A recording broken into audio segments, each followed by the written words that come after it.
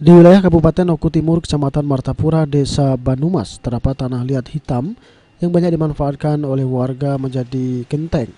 Genteng yang dihasilkan pun berkualitas baik dibandingkan dengan tanah liat jenis merah. Namun saat ini para pengrajin genteng mengeluhkan cuaca yang sering hujan.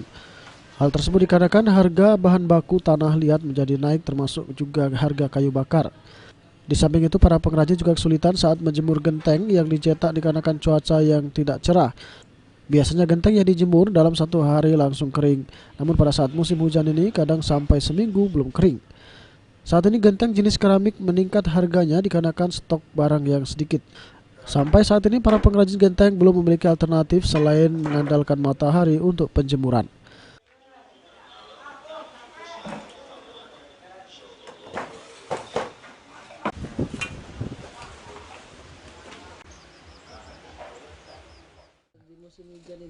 Nggak bisa jadi kalau musim hujan mah harus dijemur masalahnya. Lama itu. Kalau musim kemarau jemur 1 hari bisa kering. Kalau musim kayak gini hujan nggak bisa itu. Oh, jadi tingkat kesulitannya pada saat musim Iya iya, masalah sulitnya masalah musim hujan itu ya. Kalau musim kemarau penak ya. Ya ada pengaruh itu ya. Kalau misalnya musim kemarau 20 hari satu bakaran itu. Sekarang mah sampai sebulan lebih. Kucuran lagi buat keramik mah itu. Bakar lagi itu. Jatmiko, PAL TV.